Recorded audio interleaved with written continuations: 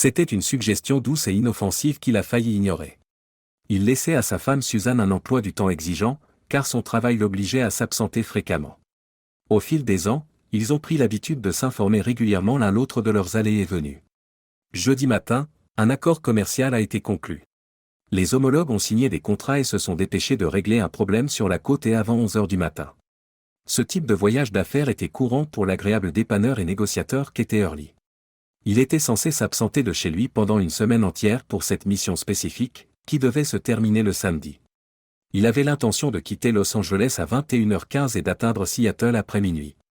Refusant catégoriquement que Suzanne vienne le chercher à l'aéroport de SeaTac, il s'est arrangé pour prendre la navette de l'aéroport et est arrivé à sa porte à Bellevue à 1h30 du matin. Hurley a fait les ajustements nécessaires à ses billets et était à bord de l'avion à 13h45 après une manœuvre rapide à travers LAX. Afin d'informer Suzanne de son retour anticipé, il a utilisé le téléphone de bord pour téléphoner à la maison pendant qu'il était en vol. Mais elle travaillait. Il prend son porte-documents, en sort le numéro et le compose. La réceptionniste demande à Jensen, Sharon et Anderson, « En quoi puis-je vous être utile ?» Hurley demanda, « Jennifer est-elle disponible ?» car il avait l'habitude de parler immédiatement à l'assistante personnelle de Suzanne. La secrétaire qui assiste habituellement Madame Conroy n'est pas là aujourd'hui ni demain. « Puis-je vous aider ?» demande la réceptionniste. Il demande alors, « Pourrais-je parler à Madame Conroy ?» La réceptionniste, un peu confuse, répond, « Madame Conroy ? Puis-je savoir qui appelle ? » C'est son mari. « Je vous prie de me mettre en relation, » dit Hurley. La réceptionniste réfléchit une seconde avant de dire, « Madame Conroy est occupée en ce moment, et je ne sais pas si elle est disponible. Puis-je prendre un message ? Non, je lui parlerai ce soir à la maison. Dites-lui simplement que j'ai appelé, » dit Hurley en mettant fin à l'appel après avoir réfléchi un peu. Il passa une demi-heure supplémentaire à essayer d'identifier la sensation lancinante de l'appel. Hier soir, Suzanne lui avait promis au téléphone qu'elle passerait toute la journée sur son lieu de travail. Mais il était possible qu'elle soit occupée avec un client ou profondément impliquée dans des problèmes juridiques, de sorte qu'elle n'était pas joignable. Il est donc impossible de la joindre. Mais la disparition de Jennifer le préoccupe davantage. Suzanne a veillé à ce que les horaires de travail de Jennifer soient identiques aux siens. Pendant les heures de travail de Suzanne, Jennifer n'était absente du bureau qu'en de rares occasions, pour des voyages d'affaires personnelles ou un mauvais cas de grippe, d'après Hurley. À 18h35, le jet avait dûment atterri à Seattle, le déposant à sa résidence. La maison dans l'obscurité était un spectacle étrange, et Suzanne n'était pas là, ce qui était surprenant. Comme d'habitude, sa femme était de retour à la maison à 18h. Il se changea rapidement après avoir déballé ses affaires et jeta ses vêtements sales dans la buanderie. Il se prépara un sandwich au fromage grillé pour le dîner de 20h, même si Suzanne était toujours introuvable. Alors qu'il s'installe devant la télévision, son niveau d'anxiété augmente. L'inquiétude s'empare de lui au fur et à mesure que la nuit s'écoule sans que Suzanne ne revienne. A-t-elle eu un accident ? Personne n'aurait pris la peine de la contacter ni même de laisser un mot à la résidence si quelque chose s'était produit. Il était tellement agité qu'il ne pouvait s'empêcher de faire les 100 pas. Il a tenté de la contacter en appelant son téléphone portable, mais un système automatisé l'a informé que son numéro n'était pas joignable. Il a supposé que le haut-parleur était probablement éteint. Mais pourquoi l'aurait-elle éteint ? À 9h20, lorsque son propre téléphone a sonné et que Suzanne était à l'autre bout du fil, le soupçon que quelque chose n'allait pas s'est transformé en une inquiétude brûlante. Tôt, je commençais à m'inquiéter. J'ai appelé l'hôtel après le dîner, et ils m'ont dit que tu avais quitté l'hôtel. Tu vas bien ? Elle s'est montrée inquiète. Où es-tu ? Juste un changement de programme, a-t-il répondu. Tu es à la maison ? Oui, je viens de finir de ranger la cuisine. C'est calme ici ce soir. Tu reviendras dimanche comme prévu, et où vas-tu loger ? Dans sa réponse, il regarda la cuisine vide, sa femme n'était pas là, et vit sa vaisselle improvisée empilée dans l'évier. Je serai à la maison tout le dimanche. Nous avons transféré nos négociations à leur siège aujourd'hui. Vous pouvez me joindre sur mon portable, dit-il. Quelque chose d'inhabituel s'est produit aujourd'hui ? J'ai essayé de vous joindre au bureau cet après-midi. Elle a répondu, oh, eh bien, rien de particulier. J'étais lié à John Stickner à l'époque. Il m'a vraiment aidé pour le compte de Melrose cette semaine. Je lui dois une fière chandelle pour cela, avec un soupçon d'énigme dans son ton qui laissa Hurley perplexe. Chérie, après avoir réglé ce désastre, il semble que je puisse obtenir ce partenariat. Monsieur Jensen me l'a pratiquement assuré, dit Suzanne. N'est-ce pas merveilleux ? Absolument, ma chérie. Il va falloir fêter ça. Je suis désolé de ne pas avoir pu être là ce soir pour lancer les festivités. Ne t'inquiète pas, chérie. Nous pourrons commencer la fête dimanche, quand tu seras de retour. S'il te plaît, ne sois pas en retard, tu me manques terriblement. Ce soir, ce sera si calme dans ce grand lit sans toi. L'appel s'est achevé après une brève conversation sur des questions domestiques. Un nœud commençait à se former dans les tripes d'Hurley, assis là, en pensant au déluge de mensonges que Suzanne lui avait fourni. Un arrière-goût amer lui restait dans la bouche. Il avait toujours cru que leur mariage et leur amour étaient solides comme le roc, jusqu'à maintenant. Son esprit était maintenant rempli de doutes. Se retournant dans l'énorme lit désert que Suzanne lui avait décrit, Hurley lutta contre le sommeil jusqu'à une heure avancée de la nuit. Il était debout depuis l'aube, fixant le plafond en essayant de planifier sa journée. À 9 heures, il était clair que Suzanne ne retournerait jamais chez elle. Il a appelé le numéro associé à son lieu de travail. La réceptionniste ayant pris le nom de Madame Conroy au lieu de celui de Jennifer, il a poliment demandé à lui parler. Il a exprimé sa gratitude à la réceptionniste en apprenant qu'elle n'était pas disponible, l'a rassuré en lui disant que l'affaire n'était pas urgente et lui a promis de la rappeler lundi. Pas de problème. Madame Conroy est attendue lundi à 9 heures. Vous pourrez la joindre à ce moment-là, a répondu la réceptionniste avec un sourire. Avant de monter dans leur SUV, Hurley a récupéré les détails des contacts que Suzanne avait au bureau. Sauf pour tracter leur caravane ou faire du camping dans les cascades, l'explorer vert foncé n'était guère utilisé. Leur connaissance n'avait jamais vu une telle voiture. Déposant la Mercedes au garage, il se rendit au bureau de Suzanne à Bellevue. Il a parcouru lentement le terrain jusqu'à ce qu'il trouve la BMW grise de Suzanne, qui n'y était pas. En cherchant l'endroit qu'il avait vu dans ses contacts, la résidence de John Stickner, il eut un sentiment terrible.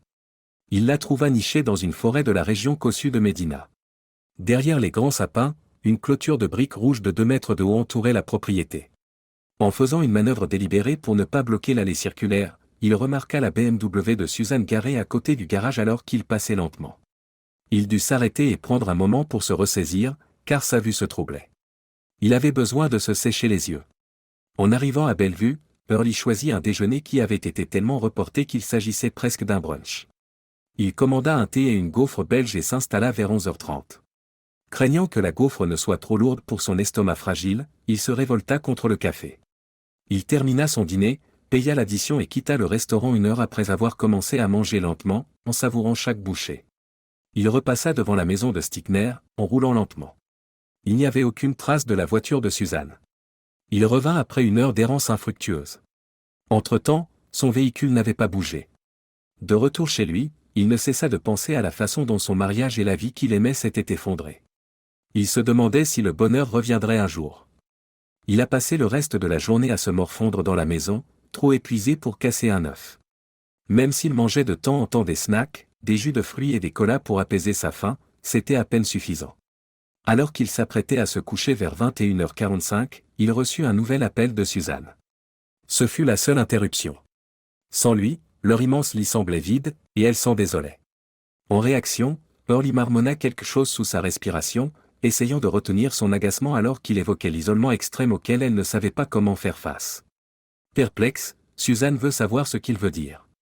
Comme il admettait qu'elle devait se sentir seule dans leur grand lit, il se contenta de répondre par la négative.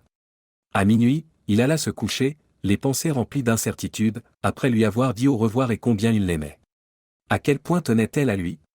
S'agissait-il d'une sorte de vengeance? En fait, c'est surtout sur elle qu'il s'est concentré. Qu'est-ce qui n'allait pas? Pensez-vous qu'elle avait besoin d'autre chose? Il doit sûrement être en mesure de le lui fournir. Y a-t-il quelque chose qu'il puisse faire pour arranger les choses? À 8 heures du matin, il était encore bien réveillé après une nouvelle nuit agitée. Vers 10 heures, il a entendu la BMW de Suzanne entrer dans le garage alors qu'il était assis dans le salon, les rideaux tirés et les lumières éteintes. Peu après, elle est passée du garage à la cuisine, apportant avec elle un petit sac de voyage. Il l'a regardée arriver depuis son siège dans le grand fauteuil en cuir foncé. Sa tenue se composait d'un chemisier rouge sans manches et d'une jupe portefeuille à carreaux Campbell, les boutons supérieurs du chemisier en soie étaient défaits. Le collier cloisonné thaïlandais, cadeau de leur 3e anniversaire de mariage, ornant élégamment son cou fin, elle entra dans la cuisine, semblant revigorée et sereine.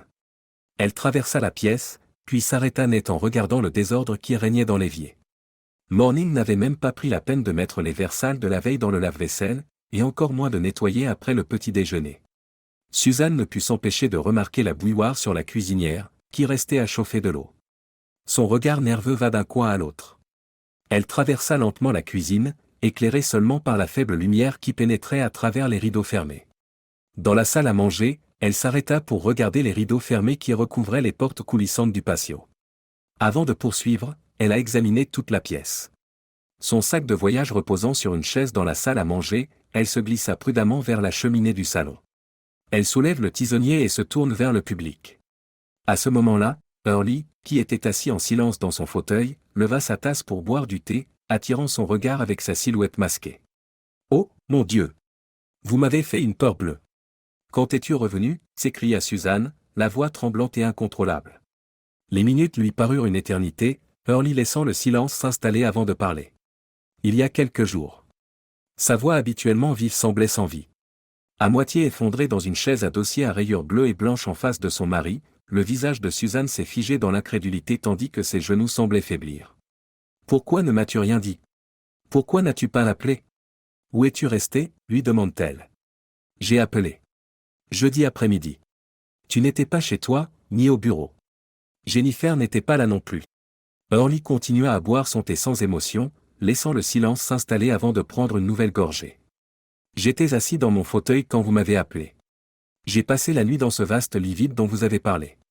Un samedi, alors que le soleil réchauffe la chaussée, une voiture passe, donnant le ton à une dispute de plus en plus vive entre deux jeunes du quartier, à laquelle un chien ajoute ses aboiements avec enthousiasme.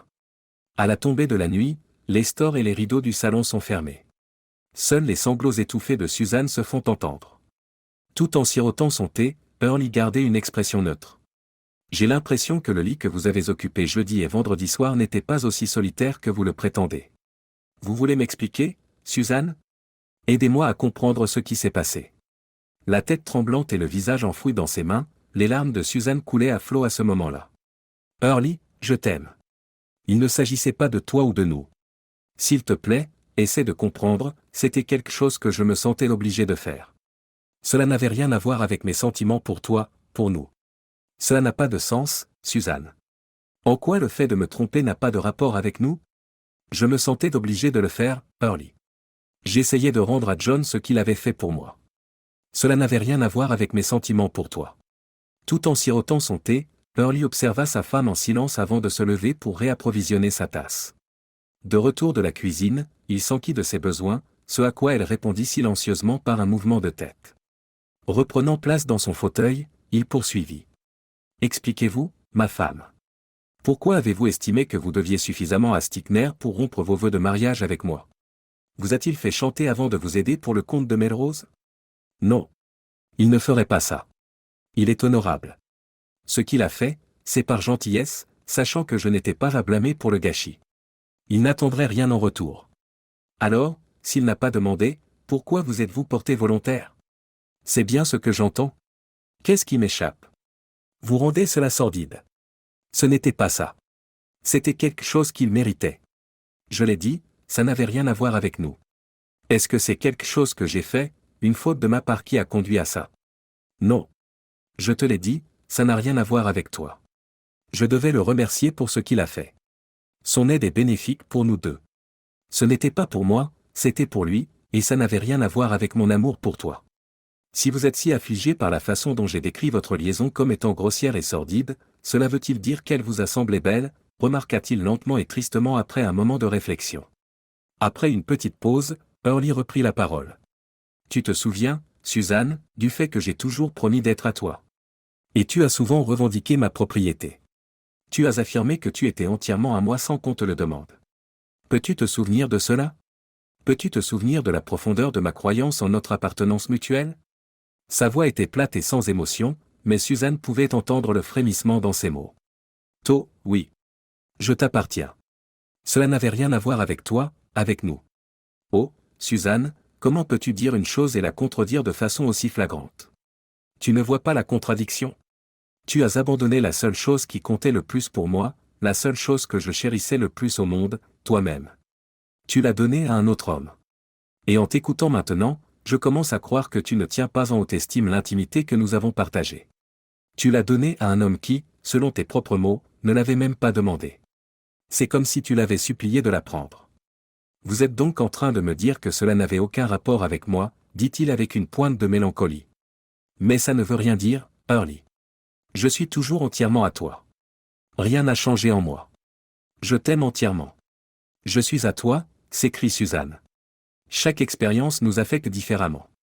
Tu es revenu récemment d'une relation sexuelle avec quelqu'un d'autre, dit Hurley, la voix tremblante. Vous vous êtes livré à des actes intimes, des choses destinées uniquement à quelqu'un que vous aimez. En sanglotant, il a demandé, combien de nuits, Suzanne? Il n'y a eu que ces deux-là? Combien d'autres? Après un long moment, il reprend le contrôle de ses émotions et continue sans plus rien montrer.